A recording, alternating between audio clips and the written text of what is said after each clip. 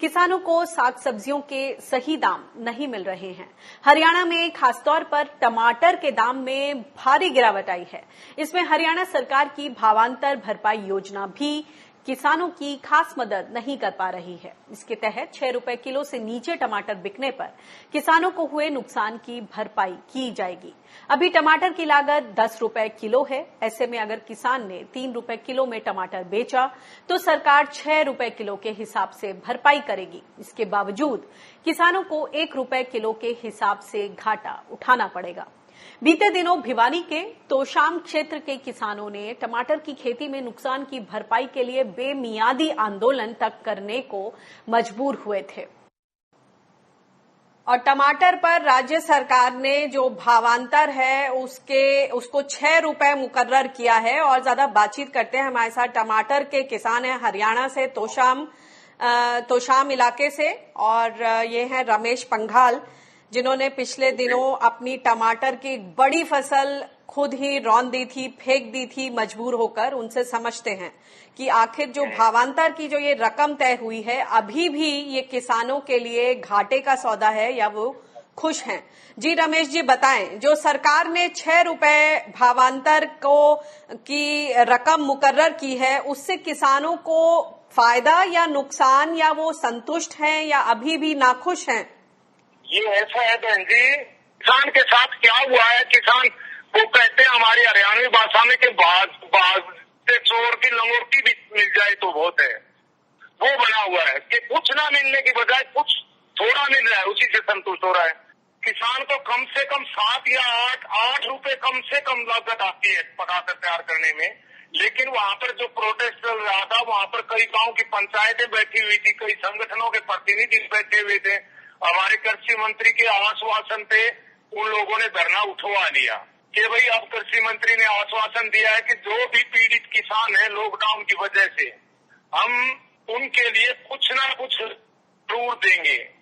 तो एक दिन के बाद ही 1 रुपया प्रति किलो पर 5 था तो 6 रुपए प्रति किलो रख दिया, और 1 रुपया 42 पैसे प्रति किलोमीटर प्रति टन के हिसाब से कुछ किराए का प्रावधान रखा। लेकिन ये पर्याप्त नहीं है। सरकार को ये नीतियां बिल्कुल सुधारनी पड़ेंगी। सरकार क्या कर रही है, सरकार जो परंपरागत ढांचा है उसी को ध्वस्त कर रही है, नए की कोई नई योजना बना करके, समाधान करके।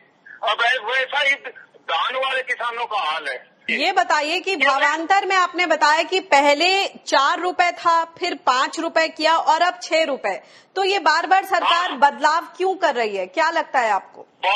बार बार सरकार, ये सबसे बड़ी बात तो ये है बहन जी कि ये भावांतर भरपाई योजना ना तो किसान के समझ में आ रही, अब थोड़ी समझ में आने लगी है, और ना ही विपक्ष के समझ में आ रही है। ठीक है, तो ब्यूरोक्रेट हमारे लोग बैठे हैं, उनको अंदाजा होना चाहिए धरातल पे कितना खर्चा लग रहा है किसान का।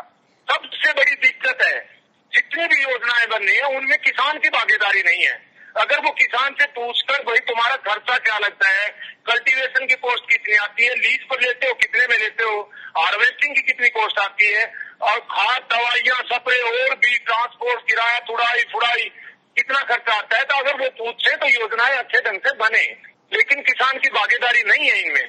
इसमें जैसे आपने ये सारे चीजों के नाम लिए, तुड़ाई और कल्टीवेशन कॉस्ट और सारी, इसमें आप पूरा एक आकलन बताएं कि किस तरह समझाएं दर्शकों को कि कितना लागत लगती है और ऊपर से क्या क्या खर्चे लगते हैं, और सरकार की ये भावांतर जो दे रही है 6 रुपए का, तो अभी भी कितने रुपए का गैप है? मैं बताता हूँ। सबसे पहले हम जमीन लीज पर लेते हैं। अब मैंने मात्र घर की 3 एकड़ जमीन है, बाकी सारी की सारी 50-55 एकड़ जमीन लीज पे ले रखी है, जिसकी औसत पूरे हरियाणा में कम से कम 20,000 रुपए प्रति एकड़ है। तो 1 एकड़ का खर्चा अगर हम कैलकुलेट करेंगे, 20,000 रुपए लीज जमीन का किराया, प्लस 5,000 रुपए उसकी कल्टीवेशन ट्रांसप्लांट करने से पहले का खर्चा, ये हुआ 25,000।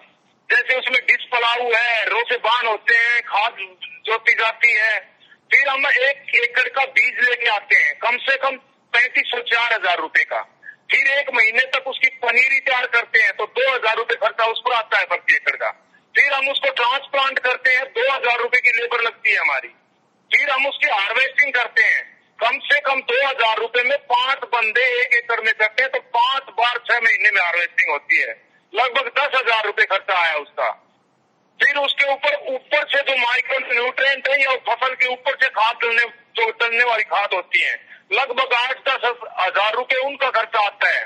फिर वो जो स्प्रे होते हैं इंसेक्टिसाइड, पेस्टिसाइड, फंजीसाइड के, उसकी लेबर लगती है तो 3,000 रुपए खर्चा आता है।